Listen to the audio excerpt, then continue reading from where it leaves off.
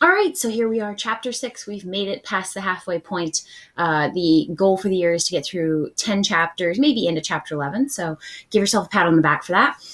Today we are talking about working with multivariable equations, so equations with more than one variable.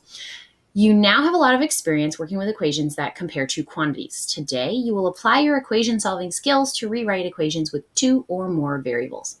Georgia joined the big race. Her race can be modeled with the equation y equals 3x plus 4, where x is the time in seconds and y is the distance in meters. How much of a head start did Georgia get? How can you tell from the equation? So when we look at an equation in slope-intercept form, we know that plus 4 is the y-intercept. So we know that she started at 4 meters on the y-axis. We can say the y-intercept is 4.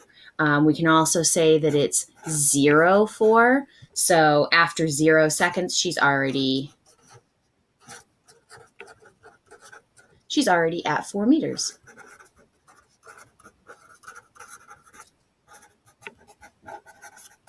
All right.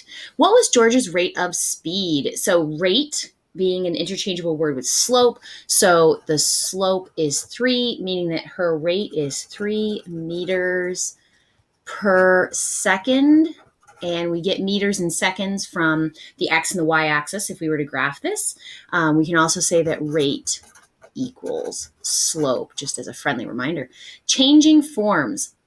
You could find the slope and y-intercept of the line y equals 3x plus 4 quickly because you are already in that slope-intercept form, y equals mx plus b. But what if the equation were in a different form? Explore the situation below.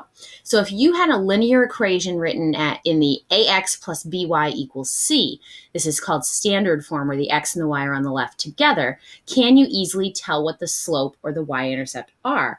And we would say no, not easily for either of them.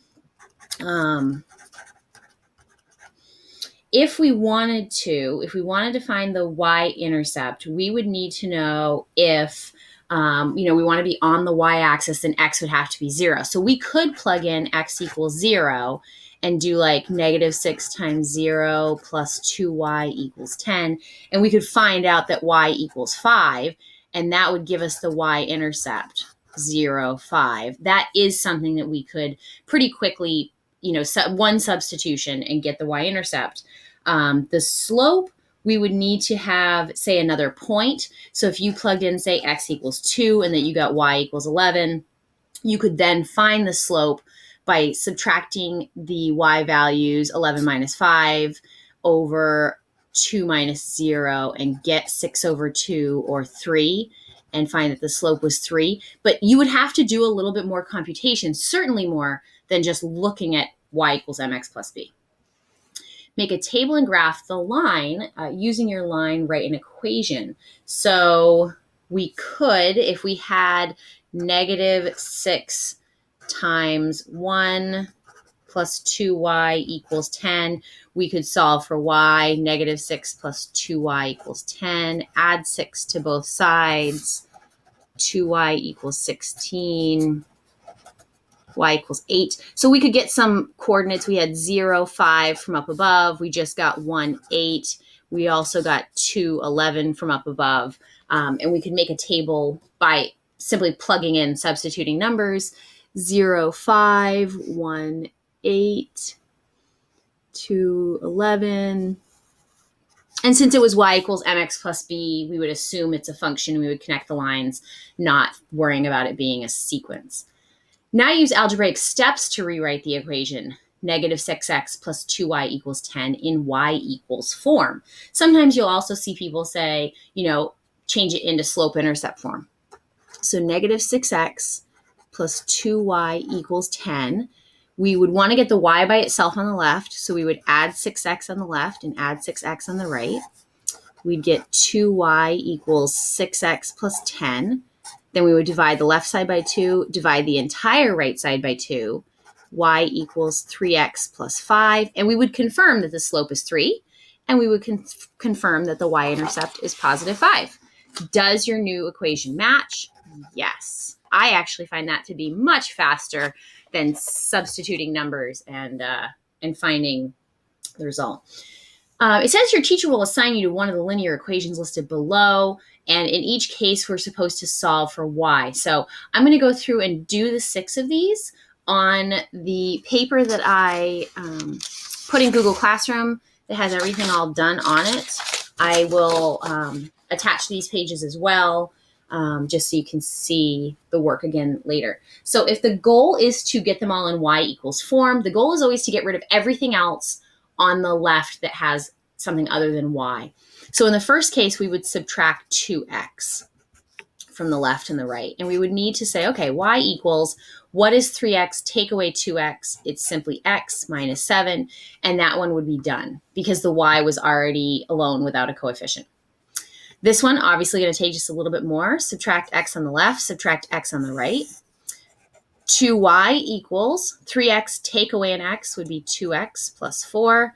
Now the y has a coefficient, it's multiplication, so we're going to divide 2 on the left, divide 2 on the right. Notice I got rid of the thing being added or subtracted first, got rid of the multiplication or division second, just like we always have. So no new steps, no new pattern to learn. All right, for C, we've got 3y on the left, but you'll notice there's also some y's on the right. So let's first of all take away the 2y on the right so that there are no y's remaining on the right side. 3y take away 2y is y plus 2 equals negative 5x. Now anything else on the left that's not a y we want to get rid of. So plus 2 would be minus 2 on the left, minus 2 on the right. Notice both of my first steps were adding and subtracting. You can do multiple additions and subtractions as long as you're doing only addition and subtraction. And I had the minus 5x with the minus 2 remaining. Now, D, you have a choice. You can either distribute the 2 and then start solving. I happen to think that dividing the left side by 2 and dividing the right side by 2 is a little faster. Because that 2 was going to be distributed, you can get rid of it right off the bat because it's on the outside of the parentheses. So you have y minus 3 equals 2x divided by 2 is x, minus 6 divided by 2 is minus 3. The only thing remaining on the left with the y would be to add 3 to both sides, and you would get y equals x. And that's a perfectly acceptable line. It's a nice 45-degree angle line pointing up to the right when you graph it. So nothing wrong with that. All right. If we also take a look at these, I think at one point it asked about the slope and the y-intercept. So this one, the slope would be 1 for 1x. The y-intercept would be negative 7.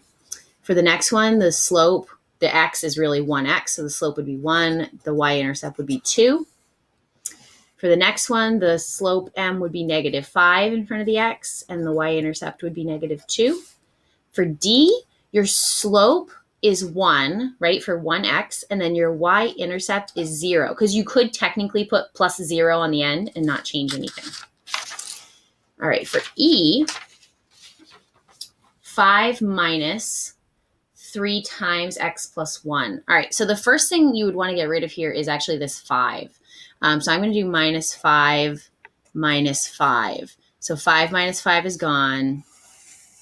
I'm going to have 3 times x plus 1 equals, I've got 2y minus 3x, and then plus 2 minus 5 would be minus 3.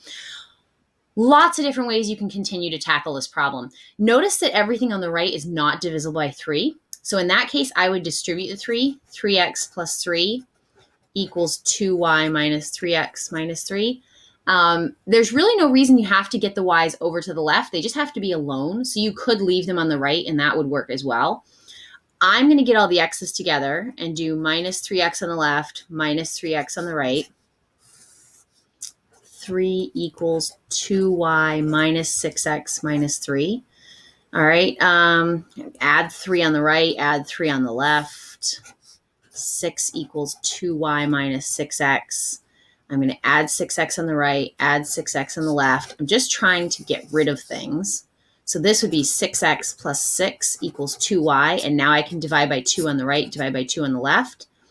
And I'm going to get 3x plus 3 equals y. And then I can change the order y equals and put the 3x plus 3 on the right. Again, a lot of different ways you could have gone about solving this problem. After you did the -5 on both sides, your very next step could have been subtract the 2y to bring it over to the left. Your next step could have been to divide both sides by 3, and you could have worked with some fractions. Not my cup of tea. M equals, in front of the x is a 3, and B equals the y-intercept, also a 3.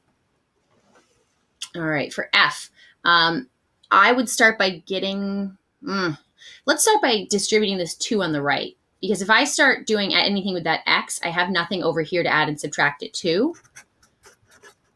So I'm going to distribute the 2, so 4x plus 2. Now I'm going to subtract the x because I have something that's not in parentheses to subtract it from. There are also times where you can do more than one thing in a step. Like I could have distributed this minus in the same step. Minus y minus 2 equals 3x plus 2. Let's see, to get that y by itself, minus 2, I'm going to add 2 to both sides. And then divide by -1, divide by -1, because a negative divided by a negative is a positive. Y equals -3x minus 4. My slope would be -3. My y-intercept would be -4. All right. Now I'm feeling like possibly on E I did something wrong because it's not matching with my original equation. So let's see. 5 minus 3 times x plus 1, 2y minus 3x plus 2. I just want to go back and double check this because I'm feeling like something went, I can see what it is. And this is going to be interesting to have to make a change. And I'm wondering if anybody caught it as I was doing it, is that back up here, this was a -3. So this should still be a -3, which would have made this -3x and -3. So when I did -3x minus 3x, I actually would have wanted to add those. So let me go ahead and fix this on a different piece of paper. E would be 5 minus 3 times x plus 1 equals 2y minus 3x plus 2. I hope you guys can see what I'm saying about that -3 here in front. And I just dropped that negative and it changed everything after that. So when I'm correcting these and I'm looking at your work and I see something like that, I will often just take off like half a point because it's a problem that can't be fixed after it's done. So -3 times x is -3x, and -3 times 1 is -3 equals 2y minus 3x minus 3. And then when I add 3 to both sides, and this is why I noticed that something was wrong. I was supposed to get a very different answer than I did. -3x equals 2y minus 3x. And then I would do plus 3x on the right, plus 3x on the left. And I would get 0 equals 2y, divide by 2, and I would get 0 equals y, or y equals 0. And that would be a line that goes through the y-axis at 0. That is actually an intercept of 0, 0, and a slope of 0. That's a horizontal line. It is the x-axis. So I looked back at my answer key really quickly going, something is very wrong. All right, so I will fix that one when I send out the copies. All right, next thing that we are looking at is page 2. You're not currently looking at page 2. You're looking at some graph paper. In this problem, you'll explore the graphical representation of solutions to equations.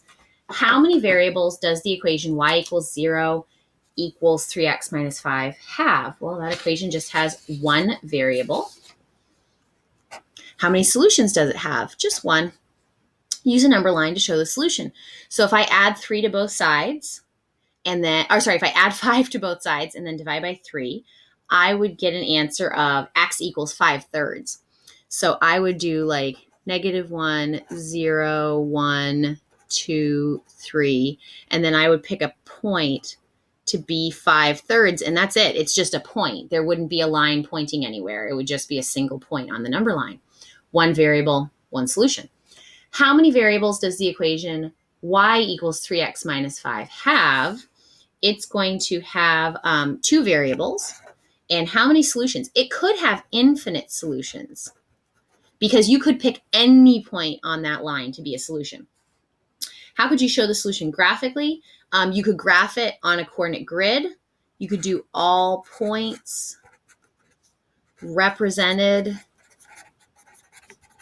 by a line on a coordinate grid. Or you could say like an XY axis. The graph of 0.2x to the third minus 5 is shown at the right.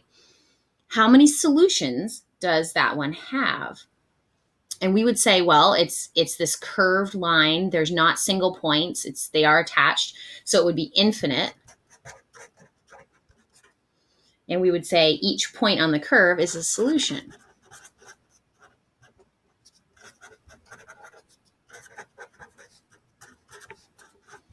And we could pick decimals. We could pick fractions. There would be an infinite number of points that could be on that curve. By looking at the graph, does it appear that 5, 8 is a solution? So if I went over to 5, 2, 4, 5, 8, which is like here, is that on the curve? And we would say no, not on the curve. Explain how you could use the graph to estimate the solution of 4 equals 0.2x to the third minus 5. You'd want to look for the point where y equals 4. So if you go to y equals 4, which would be like here somewhere, you'd go over until you hit the curve and say, well, what's the x value when y equals 4? So on the curve,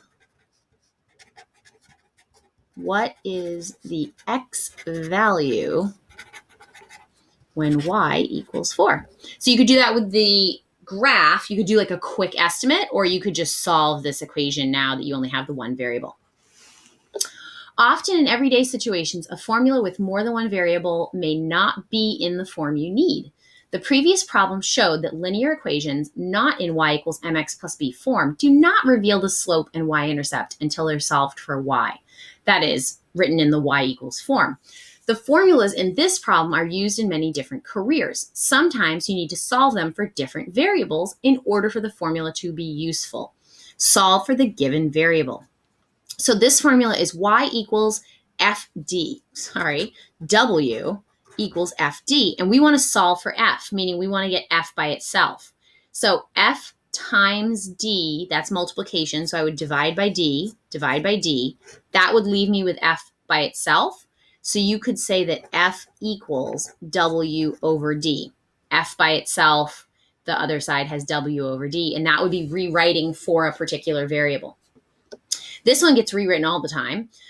Fahrenheit equals 9 times Celsius over 5 plus 32. What if we wanted to solve for C? What if we want C by itself instead of F? So first we would start by writing it. And most of the time it's written as 9/5 C as a fraction sort of in front of the variable. So we would subtract 32 on the right, subtract 32 on the left, both sides. F minus 32 equals 9/5 C. Now over here to get C by itself, we'd multiply by the reciprocal, 5/9. And then this one, we'd have to put it in parentheses in order to multiply the left side by 5 over 9. And that's actually the way it would look. 5/9 times F minus 32 equals C. You can distribute the 5/9, but it actually, it doesn't make it any easier to work with. So that would be a perfectly acceptable result. The Greek letter rho equals m over v. Sometimes we would want to solve for another variable. What is the mass m of a precious stone when given its density p and the volume v? So here we want to solve for m. We want to get m by itself. So if it's p equals m over v and we want m alone, we'd multiply the right side by v and multiply the left side by v and get m equals pv. So over here, you can see the P times the V is on the left side together. M is on the right alone. And I just flipped it. So it started with M equals. All right. Last but not least, we have some more solving for variables. You will notice that this one does have a rectangle around it. If you wanted to stop here, you'd probably be fine. What I will tell you is that there are a couple really unique situations, and at least one of them is in this set, so it is worth watching, and double check that methods and meanings at the bottom of the notes as well. So solve for y. I have y to the 0 plus y to the first equals 1 over x to the negative second. So before I do anything, I'm going to simplify. Y to the first is worth 1 plus y to the first is just y. So y to the 0 is 1, y to the first is y equals. And then the easier way to write a negative exponent is to change its location, right? X to the negative second in the denominator really wants to be x to the positive second in the numerator. And our goal is to solve for y, so I would subtract 1 on the left, subtract 1 on the right, and I would have y equals x squared minus 1, and I would be done. Solve for t. Notice that t is on the outside of the parentheses. If I want to solve for it, I do not want to distribute that t. This is sort of one of those special cases. So instead of multiplying t times everything in the parentheses, since we know it's multiplication, I'm actually going to divide by the r plus c in parentheses, because that whole thing would have been multiplied by t, so the inverse would be dividing by it. So I'm going to get d over r plus c equals t, and I would actually be done. You can switch the order around, so if you wanted to start with t equals d over r plus c, you can change the order. Solve for y. Now this one's got a little bit more going on. This is often a problem where people were forgetting to do all of the distributive property on the right. X squared plus 4y equals x times x is x squared. X times minus 2, minus 2x. 6 times x would be plus 6x. 6 times minus 2 would be minus 12. And I'm going to minus x squared on the left, minus x squared on the right, because I'm trying to get y by itself. Now I've got 4y equals, I can do the minus 2x plus 6x, which would be 4x minus 12 when I combine the minus 2 with the plus 6. Divide everything on the left by 4, divide everything on the right by 4 to get y alone. 4 divided by 4 is 1x, and then the minus 12 divided by 4 would be minus 3. Not terrible. We do try to give you ones for now anyway, where the terms that are squared tend to cancel out. All right, last but not least, on this one, I'm going to notice that if I divide the left side by 3, the right does not have numbers that are all divisible by 3. So instead, I am going to distribute the 3. So I'm going to get 6x plus 12 equals 2 plus 6x plus 10. On the right, I can combine the 2 and the 10. 6x plus 12 equals 6x plus 12. And hopefully that looks familiar from previously in the year. Anytime the left side completely exactly matches the right side, the solution is all real numbers. All real numbers will work. And if you wanted to keep going and you did minus 12, you could get 6x equals 6x and say the same thing. Oh, it doesn't matter what number I plug in on the left and I plug in on the right. All real numbers are going to make this work.